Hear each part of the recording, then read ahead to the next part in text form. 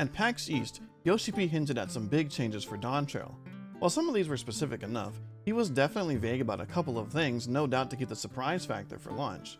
That said, I think that he's left some hints for us to speculate on, and I certainly have predictions from these. First off, he emphasized again that there's a big focus on returning to the MMO feel in Dawntrail after focusing so much on the solo experience in Endwalker. I think that this is the foundation on which everything else in Dawntrail will be built on. No more time spent adding duty support to old dungeons or trimming old content. Not that I expect the full 180, but don't hope for large solo endeavors like Island Sanctuary. He hinted at some never before seen battle content. I'm guessing that we may see the introduction of 4-player trials. If you remember your times back in 2.0, we actually do have a couple of these, but for the most part, these feel like watered down versions of the 8-player encounters. Instead, I'm thinking more about the influence of the variant in Criterion dungeons. These fights are well designed and very much focused on constantly giving all 4 players something to do. I love the design of these fights and think that it would be a cool way to add more trials to the game without drastically increasing development time by designing 8-player encounters.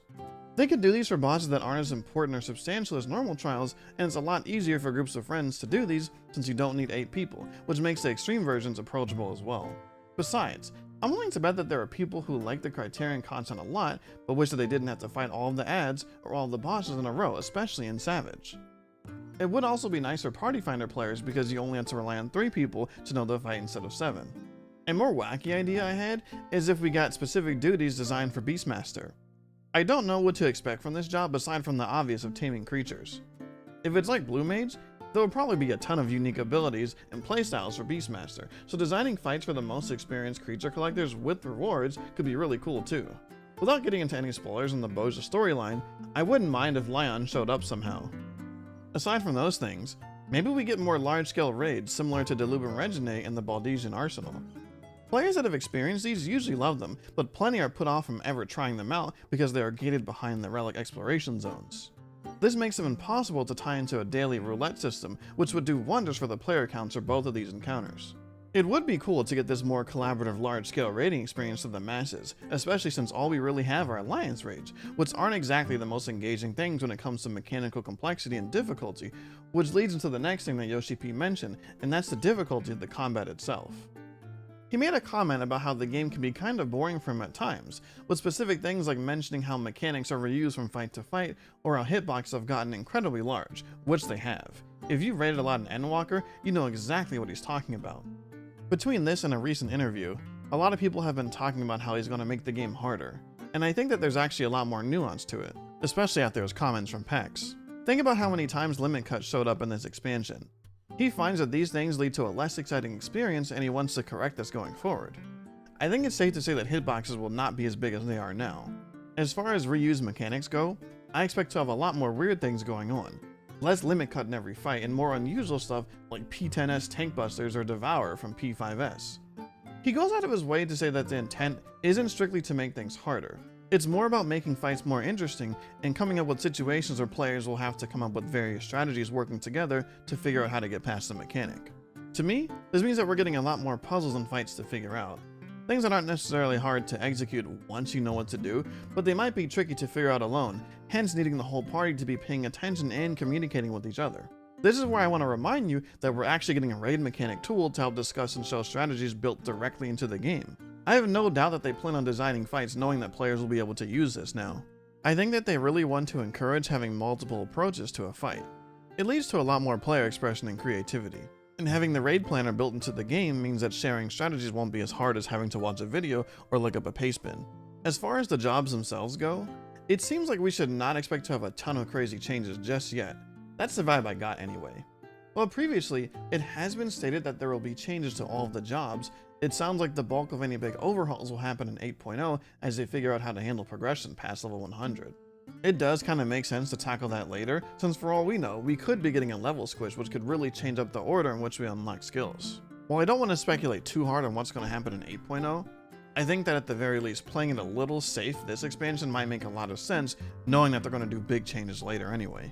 They just have to balance that with knowing that people will expect a fresh experience going to level 100 with their jobs. That said, just looking at the trends, it's safe to say that we can expect more changes similar to Paladin where they do reworks that don't drastically change the feel for most players. at least not drastic compared to what happened to Summoner having a wildly different identity. And of course, the more you play, especially when you get into optimizing, the bigger small changes can feel, but whatever we get will probably just be the groundwork of whatever happens in 8.0. I do expect them to tackle more of the button bloat issues that they talk about sometimes. Now, while I hope that nothing is as devastating as the removal of Kaiten was for samurai players, I expect stuff like making combo buttons for moves that combine actions into one button, at least where it makes sense. And then there are jobs like Dragoon, where they get especially punished for messing up their long combos, and since they've mentioned the job in the past, I expect this to be one of the pain points being addressed. While I'm sure that some people like this about Dragoon, I feel like having less friction in this way is probably a good thing in the long run. Personally though, one area that I hope that they look at are crits. I think it's fine to have really big and hard-hitting moves with high potency, but I wouldn't mind them using more of that guaranteed crit scaling stuff like they did to Samurai. Shoutouts to all of the Gunbreaker players complaining about Double Down. Even though I think that things like this matter more for the funny number players than it does for most other people, and I don't really want them to change the game just to make that group specifically happy, more consistent damage output benefits everyone, especially if you're doing things like week 1 prog where the DPS checks matter the most. That and well, personally, I don't really find the RNG component very interesting, nor do I feel like I'm having fun looking up a balance guide on what materia to slot in every few months. That said, my complaints on materia and stats are worth an entirely separate video, so I'll save that for later. And let's not forget all the complaints about the 2-minute meta that we've had this expansion. It's kind of funny to think about it because Yoshi P even called us out saying that our complaints are what got us to the 2-minute meta. And while I can't say if it's going to stick around or not, if it does change, it'll probably be something new to the player base entirely. And last but definitely not least are the 2 big multiplayer activities that we do know about. The next exploration zone for combat and Cosmic Exploration for the lifestyle content. Cosmic Exploration is an interesting one because we don't really know what it is. Based on the picture, it likely involves the crafting jobs, but the thing that I find most interesting is what lifestyle content meant for Island Sanctuary. That was content where you could gather without needing to actually acquire and level the gathering jobs. There was even crafting, but it was handled for you by the mammoths. The cosmic stuff is supposed to be multiplayer focused, so while I do imagine that we'll be doing all of the work, I can't help but wonder if they'll make another system where the crafting doesn't actually use the existing crafting jobs. It would make sense as a way to tie in some crafter relics, but if there's one thing nice about Island Sanctuary, is that everybody can do it. If they want everyone to take part in Cosmic Exploration, they may be intending for another self-contained system. That, or we get a zone like the Diadem where you can contribute as a low-level crafter and gatherer, while having it double as a leveling tool for those who need to catch up, which is honestly what I'd prefer. I would like for it to leverage the existing systems just like the Firmament did, but I wouldn't mind something new and unique if it's fun to engage with and I can benefit from it outside of just building what's likely a new housing zone. That's the other part. We don't really know what the goal is of the exploration. My slightly crazier theory is that maybe this is how we get instance housing. Imagine having different planets, each with different vibes and aesthetics, being able to choose where you build your house. This is how Genshin Impact does it with their Serenity Pot system, and I really wouldn't mind borrowing it. Certainly Square knows that getting a house is a huge pain for most people, and it sucks that so much RNG is involved. Instance housing will solve a lot of these issues for a lot of people. While neighborhoods are cool, they don't really matter that much. And I'm sure that plenty of people would love to have a large home to play with.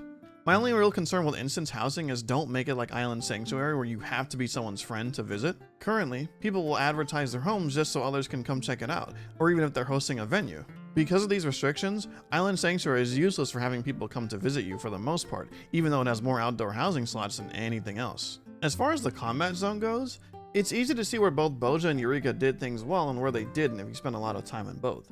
One thing is certain to me, I'd like for the relic grind to be fully possible to complete without leaving the zone. The one-time steps are a nice idea, but I don't want to be forced into old content just to do them. We definitely need more things like the loot room as I mentioned earlier, and ideally, more than just one instance so we aren't stuck doing the same thing over and over. Another thing I'm hopeful about is the possibility of using Party Finder while in the zone. They built this technology for Island Sanctuary, and it would be nice to spend time in the new content zones while waiting for raids to start. Same goes for Cosmic Exploration, of course. I'm expecting the actual grind to have options throughout the process. While I do find Endwalker's Tome Relic boring personally, I think that it's not bad to make it an option for people. Just make it so that doing tome farming isn't the fastest way to actually complete the relic. That way people are encouraged to go into the zones. Oh, and please keep duels around, but make them way more approachable to actually try. I think that it's too hard to get into them, especially without a guide, and I also think that they should have way less reliance on tools like Mana Wall. I like the idea of having builds for each duel, but they should probably be different for each fight to keep things interesting beyond hoping that you can survive a big attack. Imagine needing Lost Swift to dodge fast projectiles or having to heal an undead enemy with Lost Cure. All in all, I'm really excited to see how these features play out. If you want some ideas on what you could be doing for fun now, check out this video I made and I'll see you in the next one.